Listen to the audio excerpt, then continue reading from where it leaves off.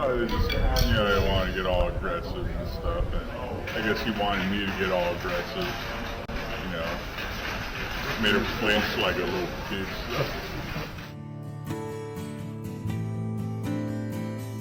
Carl DeMaio, San Diego City Council member, former businessman, current businessman, turned mayoral candidate.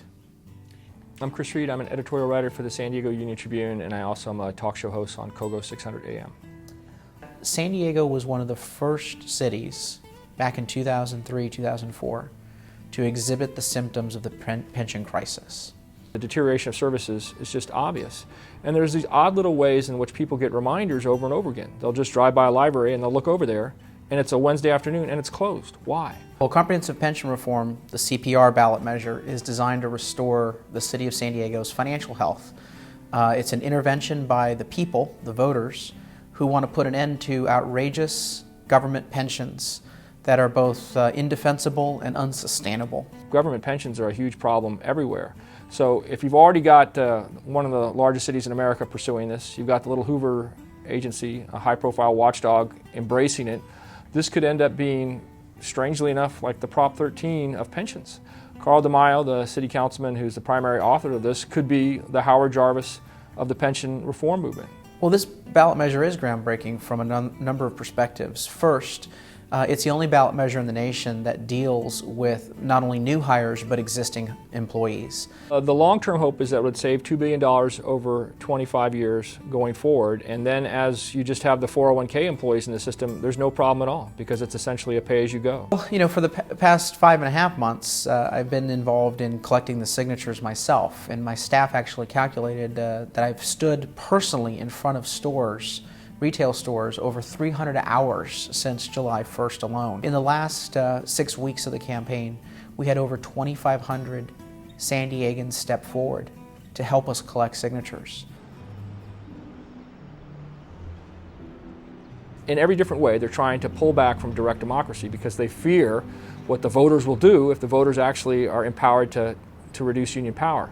At the local level, we are seeing union attempts to subvert direct democracy by attempting to introduce fraud into the signature gathering process. And that's an ugly word, but there's no other way to get around it. The labor unions took out these outrageous radio ads saying that if you signed a ballot measure, your identity would be stolen and sold to India. I just got back from the supermarket, and those pesky signature gatherers are back. Please, tell me you didn't sign their petitions. I did. Is there a problem? You put yourself at risk of identity theft. Are you kidding me? They even have my signature. I also read that names and addresses on petitions were found in countries as far away as India. Who knows what they did with it? I guess the lesson is to be careful giving information to anyone we don't know. Paid for by Californians Against Identity Theft and Ballot Fraud. Supported by labor organizations. I laughed and laughed and laughed when I first heard the ad air just like 2 minutes before I was supposed to go on one night, and it was obvious to me what was going on. I can't tell you how many people, when they showed up at the stores, would say that the ad was what convinced them to sign the petition. They also hired paid blockers.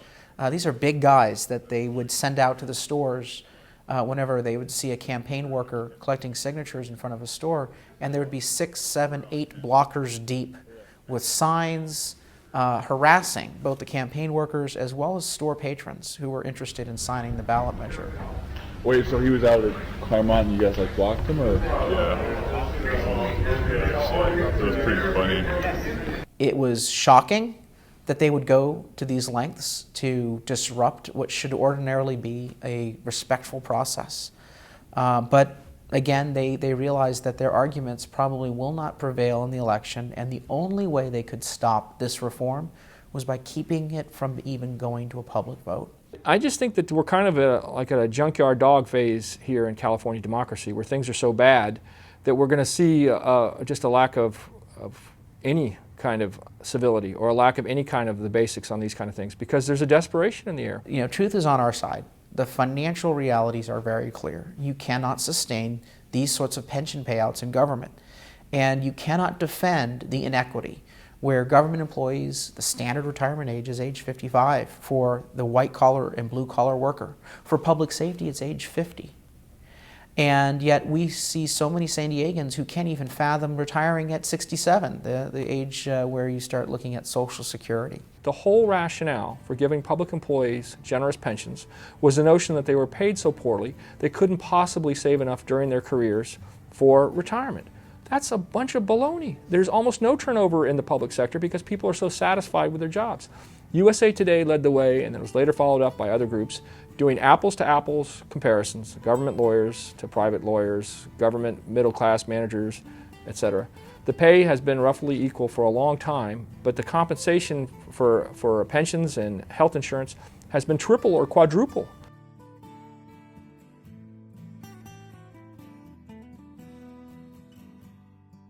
And the polling suggests that this is going to win, the pension reform measure will win easily come June. So we'll see, but at this point, I think everyone would be astounded if it didn't win by at least a 2-to-1 margin. All eyes are on San Diego, because if we succeed in San Diego, then we are a national model, not only from a financial standpoint of how to solve this pension crisis, but from a political standpoint. Hopefully our victory in the face of such overwhelming union opposition and the sort of tactics that they're using, hopefully that victory will embolden reformers across the country to pick up this mantle in their own locality and start advancing pension reform and other reforms in their city, county, or state house.